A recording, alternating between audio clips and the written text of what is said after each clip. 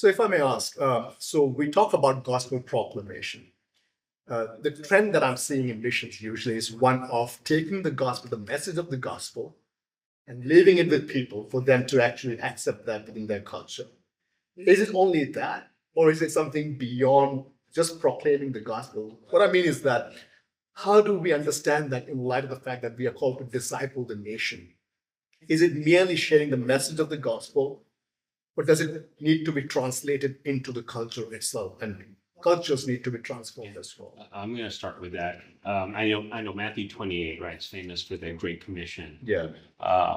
Jesus said, all authority in heaven and on earth has been given to me. So now, therefore, go into all nations, making disciples of all nations, baptizing them in the name of the Father, Son, and Holy Spirit. And I will be with you till the end of the age, right? So that's where we get the Great Commission. And in some of the Gospels, it does talk about proclaiming that gospel to the nations. It's interesting. I don't know exactly where, you might know, when the focus became on saving souls. And some of our good friends would mention that, how evangelicals today have been really good about saving souls, and then we've lost the nation. Right? So at least I know in the ESV translation and other reputable translations, it is nations, right? The Greek says ethne, which is plural of nations. The way I understand it, they could have said, it's all about saving people or saving souls. But when you say saving nations, that's implied already, that obviously you will be saving souls. And of course, God does the saving.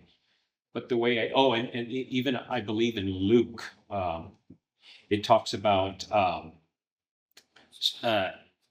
like redeeming nations or something like that, to that effect. The way I see that, which is missed by the church today, is it's more than just saving souls. I believe that includes institutions, that includes government, that includes local municipalities.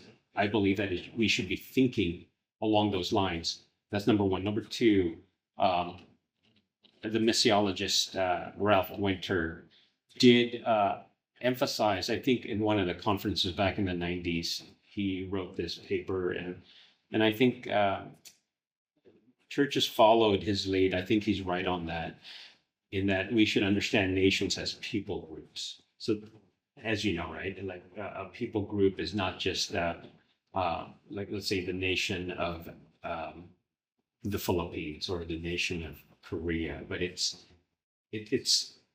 a large grouping of people that share common customs and language and just a way of living. So let's say in the Philippines, there are actually different dialects, and there's different ways that people behave and act.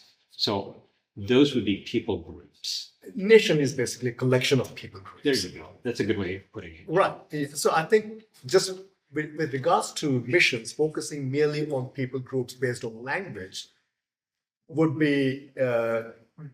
do more disservice than good, in terms of, if we are only focusing on a certain people group based on language, then we may not be entertaining the questions of politics, law, transforming the laws of the land, transforming the educational system of the land. So I think if we look at the early missionaries, including William Carey, who came to India, he came in, he was not merely trying to reach one people group with the missions. What he was doing was looking at the whole collection of people groups in a region, giving them certain boundaries within which they would exist, and transforming the laws, transforming some of the ways in which people understood certain cultural values and things like that, getting involved in politics, getting involved in setting up institutions. So I think that shift needs to happen. The idea of proclamation to a specific people group on the basis of their language alone, I think it is very limiting when it comes to missions. But would you say that would be a better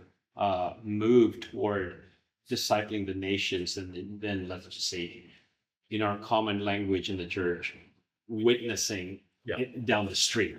I mean that's good too. Yeah. But that's not exactly what Jesus said in Matthew 28, right? Yes. But that includes that as well. But I think the church has lost that impetus of focusing on nations. Correct, exactly. And I think transformation would be always bottom up. But I think it's not either or. We do talk about this quite Yeah. often. And churches need to also focus on the fact that much of what we do or public behavior is also informed in terms of certain laws that comes from top down. It translates into people. So transformation is not either or, but I think both, top down as well as bottom up.